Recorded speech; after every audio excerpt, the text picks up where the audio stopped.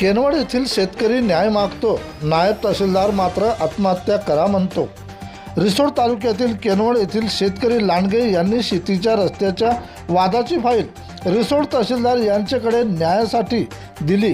नायब तहसीलदार शेतकऱ्यांच्या शेतात पंचनाम्याकरिता गेले असता न्याय देण्याऐवजी नायब तहसीलदार रिसोड हे शेतकऱ्यांना म्हणतात आत्महत्या करा। प्रतिनिधी रिसोड विठ्ठल भागवत। जी की या विषयाबद्दल काय केलं तुम्ही तिथून इथे अर्जदाराच्या अर्जाप्रमाणे आलो, स्पॉट इन्स्पेक्शन केलं। गैरअर्जदाराचं म्हणणं होतं का त्यांना पर्यायी रस्ता आहे, पर्यायी रस्त्याचं सर्व अर्जदाराच्या शेताचं पूर्ण अवलोकन केलं, त्याच्यात कुठंही घुसून आलेला नाही, अडवलेला आहे रस्ता याच्याप्रमाणे। परंतु अर्जदाराचं म्हणणं असं आहे की गैर अर्जदार म्हणून दुसऱ्या शेतकऱ्याला ॲड करा, परंतु नियमाप्रमाणे आम्ही दुसऱ्या शेतकऱ्याला ॲड करू शकत नाही। ज्याचा अर्ज आहे त्याप्रमाणे अर्जदार आणि गैरअर्जदार आणि तलाठी, मंडळ अधिकारी इतर पर्यंत यांच्या समक्ष पाहणी केली आणि अर्जदाराचा पंचनाम्यावर सही करण्यास इन्कार आहे। याचं पर्याय काय सर? मग याला पर्याय काय? रस्त्याला पर्याय काय? पुरावे मागून आम्ही आता पुरावे अजून केस किती दिवस चालली? किती दिवस चालू शकतो? 1 वर्ष झालं चालू। हो, अजून किती दिवस चालेल? 1 वर्ष लागेल अजून 1 वर्ष लागेल। समाधान दोन्ही पार्टीचं। आमच्याकडे अर्जदार गैरअर्जदार त्याचं तो म्हणणं मांडल, याचं हे म्हणणं मांडते, त्याप्रमाणे होईल। शेतकऱ्याला आता सर तुम्ही आत्महत्या करा मी म्हणलंच नाही, माझं रेकॉर्डिंग आहे। कशाला करा ना मग रेकॉर्ड? नाही, माझं रेकॉर्डिंग आहे ना। म्हणता तो म्हणते मला आत्महत्या करायला लागतं, कर बाबा। पहिल्यांदा काय म्हणलं तो शेतकरी म्हणजे बा आम्हाला तुम्ही हे द्या, तुम्ही पत्रकार आहात ना, इथं अर्जदारांना अर्ज द्यायचा 10 वेळा तिथं यायचं आणि इथं आल्यावर सहकार्य नाही करायचं का? सहकार्यच करायला ते कुठं करता मग? इथं सही करून नाही राहिला, त्याचे समाधान झालं नाही ना। कसं समाधान होईल? आताच काढून द्यायचं का? आता रस्ता द्या ना त्यांना। कसा काढून देता येते? नियम आहे ना। अहो ते 1 वर्ष केस चालू द्यायची। चालू आहे। बोट नका दाखव सर, बोट नका दाखव। मग तुम्हाला मी ते सांगू, तुम्ही नका जास्त। मी तुम्हाला बोट टाकायला का? तुमचा बोट टाकायचा काय संबंध आहे? विचारलं मला इथं हे आहे का, तुम्ही परमिशन घेतली का? कशाची? इथं शासकीय कामाचा अडथळा करू का तुमचा? करा ना। चला, माझी मी पत्रकार हो, मला कुठं परमिशन आहे? सही करू नका, चला। बाकी सह्या घ्या, चला। बाकी पंचाच्या घेतल्या, पोलीस पाटलाची घ्या, आपल्या कोतवालाची घ्या, चला। समजते ना तुम्हाला? साहेब मी माझं म्हणणं काय फक्त याच्यात फक्त उल्लेख करा की रस्ता अडवताना असा अडवलेला आहे, यांना पण अर्जदार आहे का? तुम्ही पूर्ण शिवार म्हणाल तर मी वाद तुमच्या एवढा म्हणतोय जातील ना यार त्यांना। मग तो अर्ज कोण केला? तुम्ही मला 10 लोक असा कसा पंचनामा आहे? मग कसा राहते? तुम्हाला जास्त समजते का? सही करायची गैरअर्जदार सही घ्या। तुमच्या मनात थोडी होणार आहे,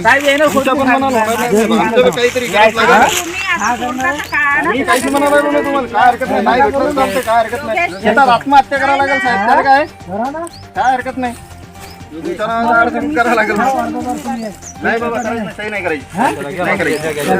साहेब शेतकरी आत्महत्या करा हे तुम्ही कसं काय बोलले आता? शेतकरी आत्महत्या करा सांगून राहिलो ना, मी पत्रकार हो। धमक्या कोण द्यायला? नमस्कार, मी योगेश दांडगे। जर कदाचित माझ्या परिवाराची जर आत्महत्या जर शेतात झाली तर त्याचे कारणीभूत साहेब राहतील। कशासाठी? तुम्ही बोलला आत्महत्या करा, आत्महत्या करा। कशासाठी म्हणलं? आत्महत्या करा, आत्महत्या करा।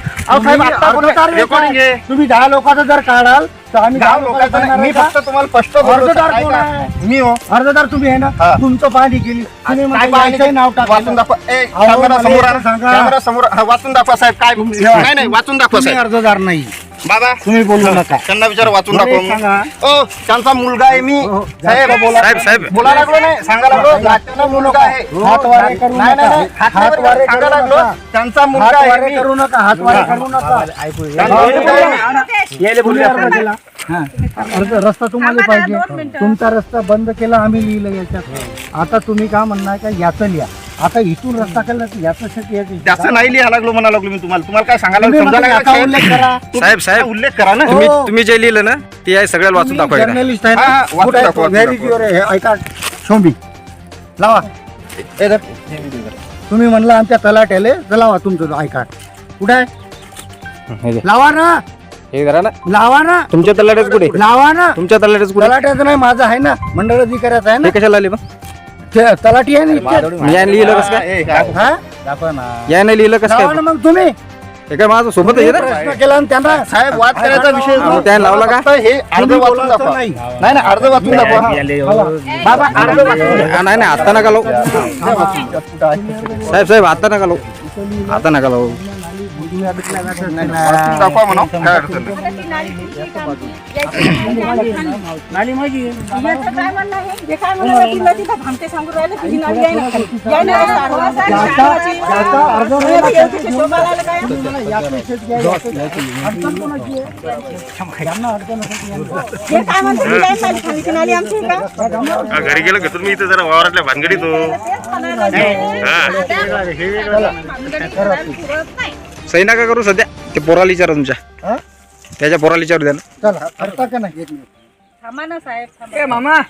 ठीक आहे या विषयाबद्दल बुवा, काय केलं तुम्ही ती इथं थांबा मला व्हिडिओ अर्जदाराच्या अर्जाप्रमाणे आलो स्पॉट इन्स्पेक्शन केलं गैरअर्जदाराचं म्हणणं होतं का त्यांना पर्यायी रस्ता आहे पर्यायी रस्त्याचं सर्व अर्जदाराच्या शेताचं पूर्ण अवलोकन केलं त्याच्यात कुठंही घुसून आलेला नाही अडवलेला आहे रस्ता याच्याप्रमाणे परंतु अर्जदाराचं म्हणणं असं आहे की गैर अर्जदार म्हणून दुसऱ्या शेतकऱ्याला ऍड करा परंतु नियमाप्रमाणे आम्ही दुसऱ्या शेतकऱ्याला ऍड करू शकत नाही ज्याचा अर्ज आहे त्याप्रमाणे अर्जदार आणि गैरअर्जदार आणि तलाठी मंडळ अधिकारी इतर पंच यांच्या समक्ष पाहणी केली आणि अर्जदाराचा पंचनाम्यावर सही करण्यास इन्कार आहे. त्याचे पर्याय काय सर मग याला पर्याय काय रस्त्याला पर्याय काय पुरावे मागून आम्ही आता पुरावे अजून केस किती दिवस चालली किती दिवस चालू शकतो 1 वर्ष झालं चालू हो अजून किती दिवस चालत 1 वर्ष लागलं अजून 1 वर्ष लागलं समाधान दोन्ही पार्टीचं आमच्याकडे अर्जदार गैरअर्जदार त्याचं तो म्हणणं मांडल याचं हे म्हणणं मांडते त्याप्रमाणे होईल शेतकऱ्याला आता सर तुम्ही आत्महत्या करा मी म्हणलंच नाही माझ्यावर रेकॉर्डिंग आहे कशाला करा ना मग रेकॉर्ड नाही माझ्यावर रेकॉर्डिंग आहे ना म्हणता तो म्हणते मला आत्मा करायला लागतं कर बाबा पहिल्यांदा काय म्हणलं तो शेतकरी अहो, म्हणजे बा आम्हाला पापलेट तुम्ही हे लिहा तुम्ही पत्रकार आहात ना हो. इथं अर्जदारांना अर्ज द्यायचा 10 वेळा तिथं यायचं आणि इथं आल्यावर सहकार्य नाही करायचं का सहकार्यच करायला लागले ना ते कुठं करताय मग इथं सही करून नाही राहिला त्याचे समाधान झालं नाही ना कसं समाधान होईल आताच काढून द्यायचं का आता रस्ता द्या ना त्यांना हो कसा काढून देता येते नियम आहे ना अहो ते 1 वर्ष केस हो, चालू केस द्यायची चालू आहे हा बोट नका दाखव सर बोट नका दाखव मग तुम्हाला मी ते सांगू तुम्ही नका जास्त मी तुम्हाला बोट टाकायला लावला का मग? तुमचा बोट टाकायचा काय संबंध आहे आल्याबरोबर विचारलं मला इथं हे आहे का तुम्ही परमिशन घेतली का कशाची इथं शासकीय कामाचा अडथळा करू का तुमचा करा ना चला माझी मी पत्रकार हो मला कुठं परमिशन आहे सही करू नका चला बाकी चला बाकीचे पंचाचा घेतले पोलीस पाटलाची घ्या आपल्या कोतवालाची घ्या चला नमस्कार मी शेतकरी पुत्र योगेश गुलाबराव दांडगे राहणार किनवट तालुका रिसोड जिल्हा वाशिम व्हिडिओ बनवायचं कारण विद्यमान तहसीलदार तथा मालमत्तेदार रिसोड यांच्या न्यायालयात आपण एक प्रकरण दाखल केलं होतं प्रकरण MC-A5 मध्ये होतं वहिवाटीचा रस्ता मोकळा करून देण्याबाबत प्रकरण बघू शकता प्रकरण जवळपास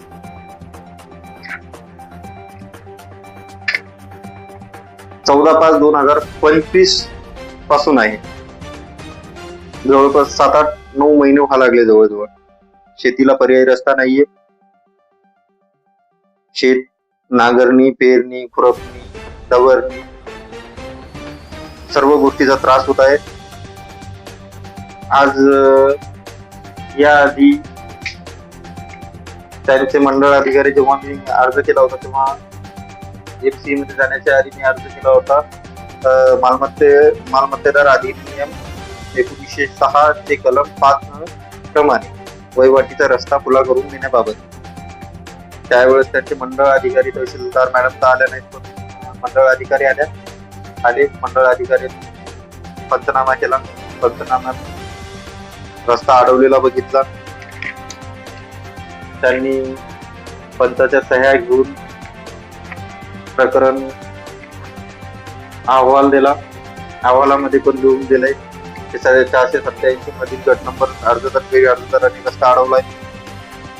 त्याच्यानंतर प्रकरण कोर्टात मालमत्तेदार कोर्टात चालू राहिलं. कमीत कमी 9 महिने. तारखा संपल्या, मुजबानी झाल्या, दोघांचे जबान झाले, लेखी जबाब झाले. त्याच्यानंतर तारखा बंद झाल्या. तारखा बंद झाल्यानंतर 1-1.5 महिना 2 महिने जवळपास प्रकरण मार्गी लागलं म्हणून काठावर होतं. पण तहसीलदाराच्या मनात काय होतं, नायब तहसीलदाराच्या, त्यांनाच ठाऊक. त्यांनी प्रकरण लांबवत राहिलं. मी त्या दिवशी 2-3 दिवस झाले त्याचा आढावा घेतला. तहसीलदार मॅडमकडे गेलो. मॅडमकडे विचारपूस केली. प्रकरण प्रलंबितच आहे म्हणून सांगितलं. त्याच्यानंतर मी जातो, पंचनामा करतोय म्हणून सांगितलं. स्पॉट पंचनामा त्यांचा राहिला. तहसीलदार साहेबांचा स्पॉट पंचनामा राहिला म्हणून सांगितले. पंचनामा करण्यासाठी आज ते आले. आज आल्यानंतर आज पण एकतर्फी त्यांनी पंचनामा केला गैरअर्जदाराकडून. आणि मला सांगताना तिथे स्पॉटवर सांगितले की अजून हे प्रकरण 2 वर्ष लागू शकते. मग ते पंचनामा मला मान्य नसल्यामुळे त्यांना म्हटलं की पंचनामा मला मान्य नाही, पंचनामा देताना व्यवस्थित लिहा. त्याच्यात रस्ता कसा अडवला आहे, किती दिवसापासून तिथे जात होतोय, त्या रस्त्यावरनं जात होतोय.